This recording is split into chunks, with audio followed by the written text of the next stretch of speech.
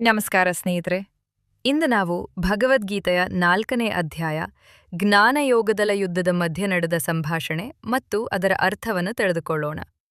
ಈ ಅಧ್ಯಾಯವು ಜ್ಞಾನ, ಕರ್ಮ ಮತ್ತು ಧರ್ಮದ ರಹಸ್ಯವನ್ನು ಬಹಳ ಸ್ಪಷ್ಟವಾಗಿ ಹೇಳುತ್ತದೆ. ಕುರುಕ್ಷೇತ್ರ ಯುದ್ಧ ಭೂಮಿಯಲ್ಲಿ ಅರ್ಜುನನು ತನ್ನ ಬಂಧು ಬಳಗ, ಗುರುಗಳು, ಸ್ನೇಹಿತರನ್ನು ಎದುರಾಗಿ ನೋಡುತ್ತಾನೆ. ಅವನಿಗೆ ಯುದ್ಧ ಮಾಡಲು ಮನಸ್ಸೇ ಆಗುವುದಿಲ್ಲ. ಅವನು ಯೋಚಿಸುತ್ತಾನೆ, ಇವರನ್ನೇ ನಾನು ಹೇಗೆ ಕೊಲ್ಲಲಿ? ಈ ಯುದ್ಧದಿಂದ ನನಗೆ ಏನು ಲಾಭ? ಈ ಸಂದರ್ಭದಲ್ಲಿ ಅವನು ಗೊಂದಲದಲ್ಲಿರ್ತಾನೆ ಮತ್ತು ಶ್ರೀಕೃಷ್ಣನನ್ನು ಮಾರ್ಗದರ್ಶನಕ್ಕಾಗಿ ಕೇಳುತ್ತಾನೆ. ಈ ಅಧ್ಯಾಯದಲ್ಲಿ ಶ್ರೀಕೃಷ್ಣನು ಅರ್ಜುನನಿಗೆ ಹೇಳುವ ಮುಖ್ಯ ವಿಷಯಗಳು: 1. ದೇವರ ಅವತಾರ ರಹಸ್ಯ. ಯಾವಾಗ ಧರ್ಮ ಕುಸಿಯುತ್ತದೆ, ಅಧರ್ಮ ಹೆಚ್ಚಾಗುತ್ತದೆ, ಆಗ ನಾನು ಅವತಾರ ತಾಳುತ್ತೇನೆ.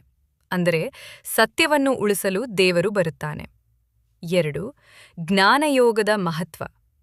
ಕೃಷ್ಣನು ಹೇಳುತ್ತಾನೆ, ಈ ಜ್ಞಾನವನ್ನು ನಾನು ಸೂರ್ಯದೇವನಿಗೆ ಮೊದಲಿಗೆ ಕಲಿಸಿದ್ದೆ. ಅದು ಒಂದು ಪವಿತ್ರ ಪರಂಪರೆ, ಅಂದರೆ ಇದು ಶಾಶ್ವತ ಸತ್ಯ. 3. ಅರ್ಜುನನ ಪ್ರಶ್ನೆ.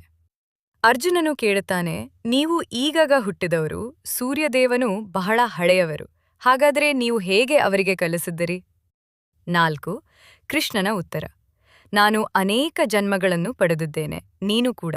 ಆದರೆ ನನಗೆ ಎಲ್ಲವಲ್ಲವೂ ಗೊತ್ತು, ನಿನಗೆ ಗೊತ್ತಿಲ್ಲ.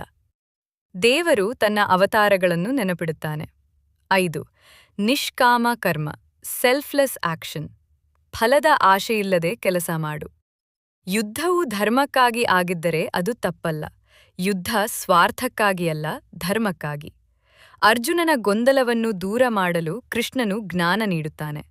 ಸರಿಯಾದ ಕಾರಣಕ್ಕೆ ಮಾಡಿದ ಕೆಲಸ ಪಾಪವಲ್ಲ. ಈ ರೀತಿಯ ಭಗವದ್ಗೀತೆಯ ಆಳವಾದ ಅರ್ಥವನ್ನು ತಿಳಿದುಕೊಳ್ಳಲು ನಮ್ಮ ಚಾನೆಲ್ಗೆ ಸಬ್ಸ್ಕ್ರೈಬ್ ಮಾಡಿ. ಇದನ್ನು ನಿಮ್ಮ ಸ್ನೇಹಿತರಿಗೂ ಶೇರ್ ಮಾಡಿ.